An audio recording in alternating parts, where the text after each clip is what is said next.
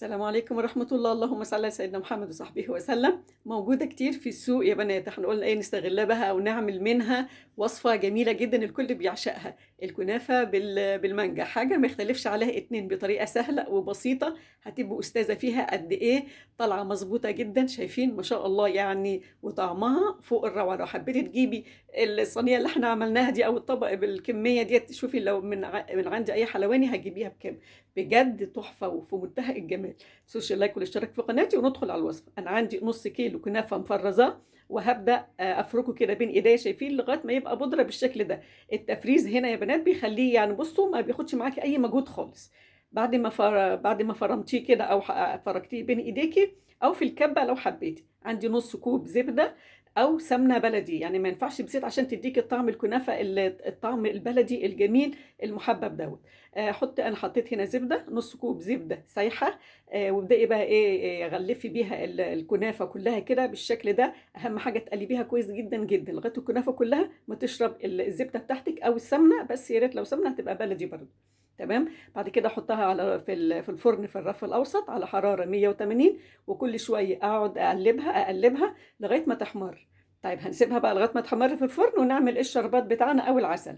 عندي كوبايه سكر بنفس الكوبايه، كوبايه ميه، ونص ليمونه. النص الليمونه دي انا هحطها بعد الميه والسكر ما يغلوا، هحط نص الليمونه وهسيبها حوالي 5 دقايق، وكده يبقى الشربات بتاعنا او العسل بتاع الكنافه كده استوى ويبقى تمام. طيب هنا بقى التزيين بتاعنا، احنا قلنا بقى المانجا. انا عندي هنا ده مانجا زبده يا بنات، انا بحبها وبعشقها بصراحه. ممكن الطريقه دي تنفع اللي هي المانجا الزبده، او اللي هي النعومي برضو بتبقى جميله جدا، اللي هي فيها تحس ان هي المانجايه يعني محمريه شويه كده. سواء دي ولا دي بتبقى طعمهم الاتنين اجمل من بعض، بس الافضل طبعا انا بحبها اللي هي المانجا اللي هي الزبديه او الزبده.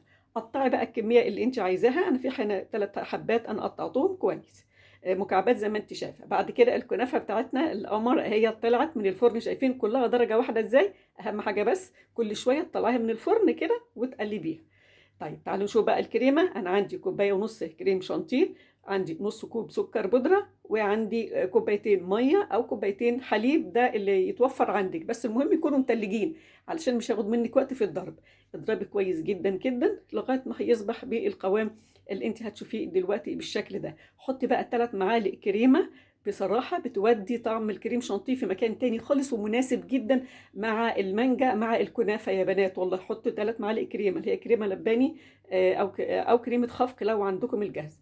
بعد كده الكنافه بقى شايفين لونها موحد ازاي. اهم حاجه تقلبيها كل شويه. حط بقى العسل بتاعك طبعا بعد ما استوى وبرد شويه، والكنافه برضو بردت، يعني الاتنين يكونوا باردين.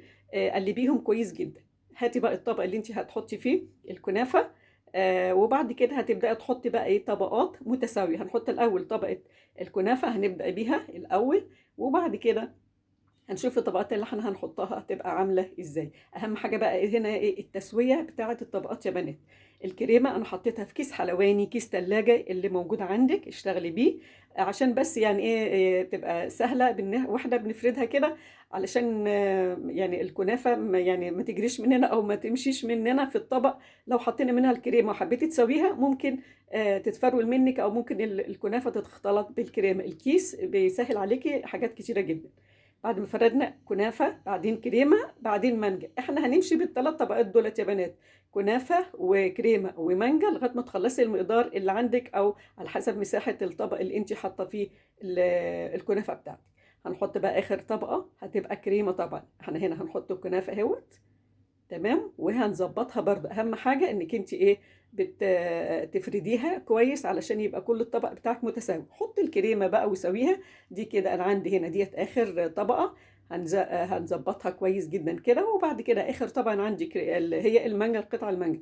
هنا بقى ممكن لو انت عايزه تحطي جيلي، حطي جيلي، بس بصراحه انا الاولاد عندي بيحبوها كده، ما بيحبوش الجيلي عليها.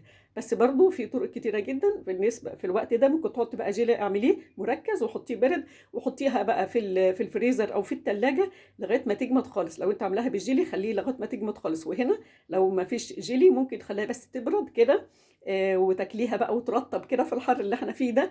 جميلة جدا. المانجا كتيرة في السوق، نستغلها نعمل منها وصفات فظيعة وأحلى. ما فيش أحلى من وصفة اللي هي الكنافة بالكريمة والمانجا، اللي انت ممكن تجربي فيها المانجا في منتهى الجمال يا بنات، والله طعمها فظيع. تخيلي بقى انت لو عايزة تشتري الكمية دي كده لأولادك هتكلفك يعني من 300 ل 400 جنيه بصراحة. يعني ده يعني أقل حاجة ممكن تجيبيها كده بالشكل ده. إنما هنا أنت عملتها بإيديكي، حاجة جميلة وسهلة، ما خدتش منك وقت، حاجات بسيطة خالص. يعني اتبع بس الفيديو بالترتيب كده إن شاء الله هتطلع منك أحلى كنافة، أحسن من اللي أنا عاملاها كمان. يا رب الفيديو ينال رضاكم. السلام عليكم.